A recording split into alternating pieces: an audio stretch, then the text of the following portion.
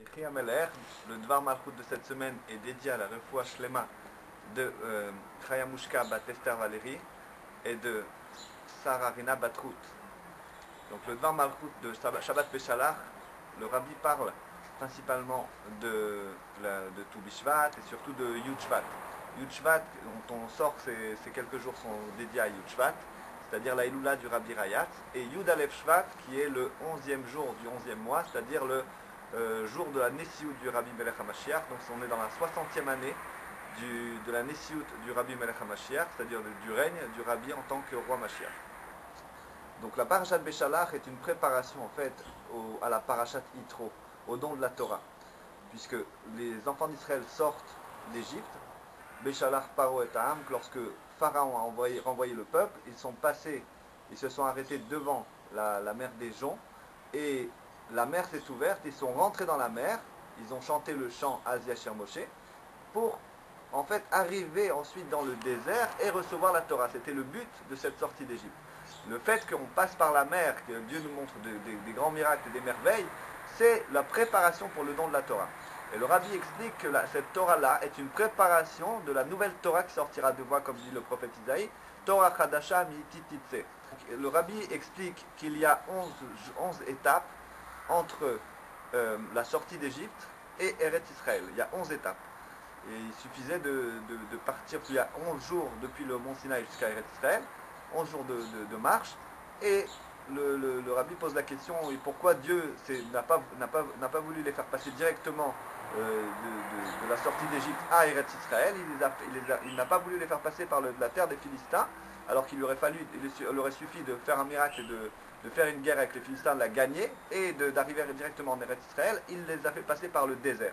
Et on voit qu'après le don de la Torah, il y a eu le veau d'or et toutes les fautes qui s'en sont suivies. Alors, ils n'ont pas mérité de rentrer tout de suite en Eretz Israël. Ils sont passés 40 ans dans le désert, alors qu'il y avait un chemin qui durait 11 jours. Donc, comment ça se fait? Et le Rabbi explique. Les 11 jours font allusion spirituellement à un niveau du 11. Donc, on va revenir sur ce niveau du 11, mais pour l'instant, il faut expliquer qu'est-ce que c'est que ces 40 ans dans le désert. Les Juifs passent 40 ans pour intégrer quelque chose qu'ils n'ont pas compris apparemment. Donc apparemment c'est quelque chose de négatif. Et le Rabbi explique ça de manière positive. Donc nous revenons sur ce 11. Ce 11 fait allusion aux 10 commandements qui vont être donnés dans la Parashat Yitro. Et qui commencent, il y a les 10 commandements, et qui commencent par le mot Anochi. Anochi Hashem Elokecha, Asher Hotzeticha Me'eretz Mitzrayim, je suis l'Éternel ton Dieu qui t'ai fait sortir d'Égypte. Donc ce Anochi là fait allusion au niveau de Etzem, c'est-à-dire le niveau de l'essence de Dieu, puisque c'est du moi qu'il s'agit, le moi suprême, c'est-à-dire Dieu lui-même, qui s'intègre ensuite dans les 10 sphères. Les 10 sphères de la constitution du monde au niveau spirituel qui va se résulter sur la création du monde matériel. Et en fait, ce 11e niveau indique qu'il y a un niveau qu'on appelle le niveau de Makif, c'est-à-dire le niveau qui enveloppe, qui entoure, qui doit absolument intégrer le niveau qui descend dans la matière, ce qu'on appelle le Mémalé. Le Makif doit devenir Mémalé. Et c'est ça le but de tout l'enchaînement des mondes, c'est-à-dire que le Or Sovev doit descendre dans le Or Mémalé, et c'est pour ça en fait que ces 40 ans dans le désert, les Juifs ont appris en fait une chose, c'est-à-dire à élever la matière en Gdusha. Dieu dit par l'intermédiaire du prophète Isaïe, une nouvelle Torah sortira de moi. Ça ne veut pas dire que Dieu va donner une nouvelle Torah, ça veut dire au contraire que Dieu va expliquer cette nouvelle Torah dans un nouveau sens que personne n'avait imaginé jusqu'à présent. Et Dieu va faire ce qu'on appelle un Chidush Torah, c'est-à-dire il va complètement renouveler cette Torah-là, qui a été donnée, et ce sera les mêmes mots, ça sera la même Torah. Pourtant, on va avoir quelque chose de nouveau dans cette Torah. Et c'est là qu'on retrouve le niveau du 11. C'est le 11 qui est le 11e niveau qui va s'intégrer dans ces 10 commandements-là, dans cette Torah-là.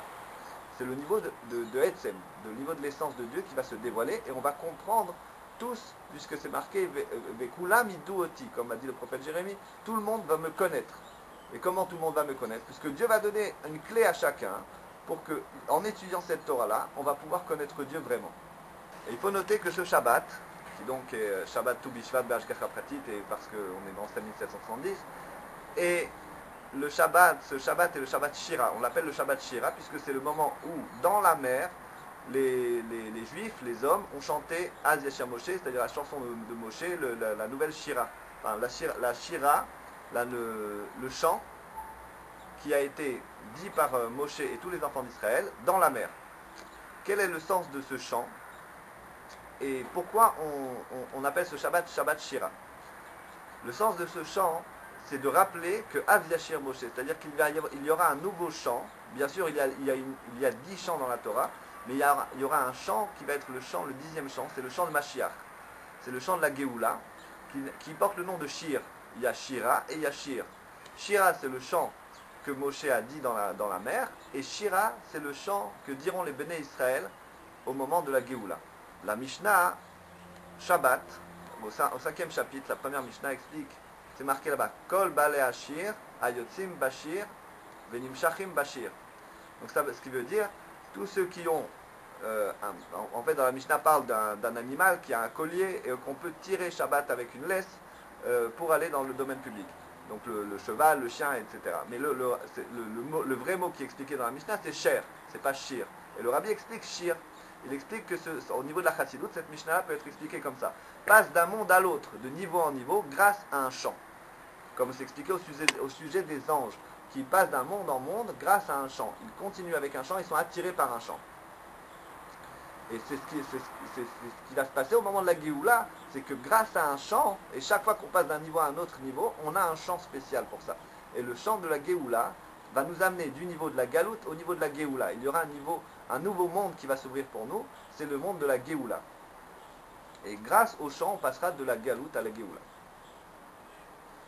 Il faut noter que le mois de Shvat, c'est le 11e mois de l'année par rapport au mois de Nissan.